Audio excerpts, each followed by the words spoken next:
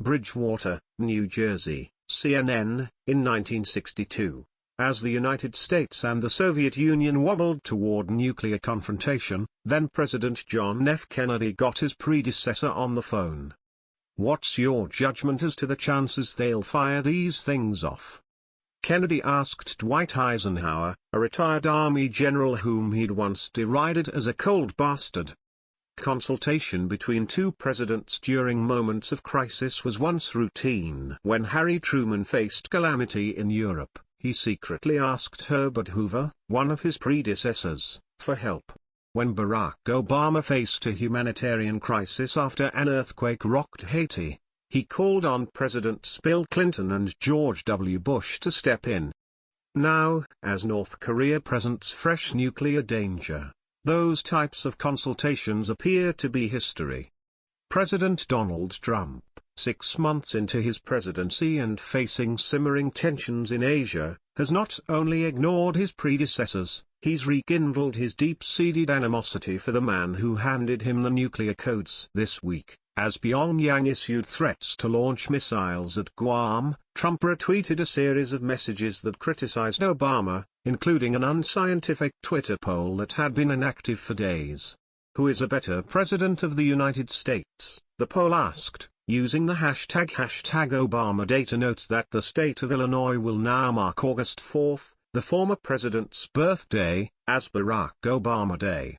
Trump also retweeted 2 messages on Wednesday evening, one from a Fox News show and another from John Bolton, a former ambassador to the United Nations, that knocked Obama. Their spat is conducted from afar. Trump has not spoken with Obama since the pair parted ways on January 20. Before that, their face-to-face conversations were limited to a meeting in the Oval Office and pleasantries over coffee ahead of Trump's swearing-in. Trump's tussles this week with an increasingly hostile North Korea only serve as a reminder of those brief conversations with Obama. In the Oval Office the week he won, Obama warned North Korea would present Trump with his gravest global challenge. Trump later suggested he and Obama discussed the matter further during a shared limousine ride from the White House to the U.S. Capitol on Inauguration Day.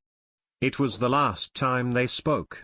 This president has a very unusual obsession with his predecessor and constantly comparing himself to President Obama.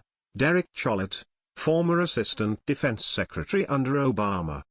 This is not a president who seems to be singularly focused on what is genuinely a global security threat in North Korea.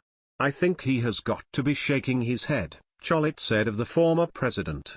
Clearly, he tried in raising this issue with President Trump by singling it out in their meeting in the Oval Office last year. Speaking from his golf club here on Thursday, Trump maligned Obama's stance on North Korea, suggesting Obama had ignored an issue that he is intent on confronting. "You look what happened with Obama. Obama, he didn't even want to talk about it."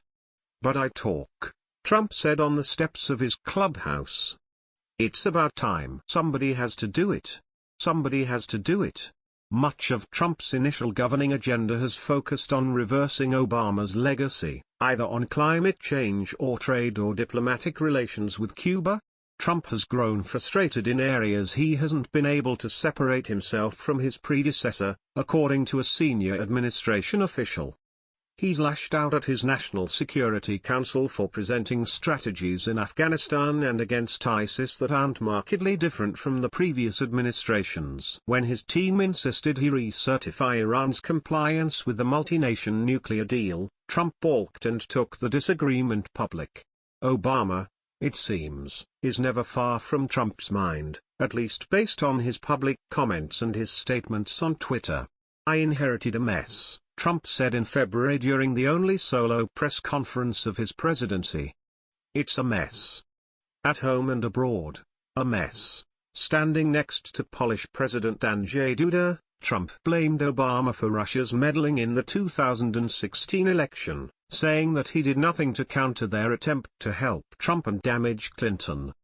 Barack Obama, when he was president, found out about this, in terms of whether it was Russia. Found out about it in August, Trump said. Now the election was in November. That's a lot of time. He did nothing about it. Trump's disdain for Obama, according to those close to him, was cemented when the then-President took aim at the reality TV star during the 2011 White House Correspondents' Dinner, mocking Trump as a conspiracy theorist whose most consequential decisions are whether to fire people on his TV show. Omarosa Manigault, a former contestant on NBC's The Apprentice, Trump's reality show, told PBS in 2016 that she thought at that time that Obama was starting something that I don't know if he'll be able to finish by publicly slamming Trump during that event. Manigault, now a White House aide, said every critic, every detractor, will have to bow down to President Trump when he wins. It's everyone who's ever doubted Donald, whoever disagreed, whoever challenged him, she said. It is the ultimate revenge to become the most powerful man in the universe.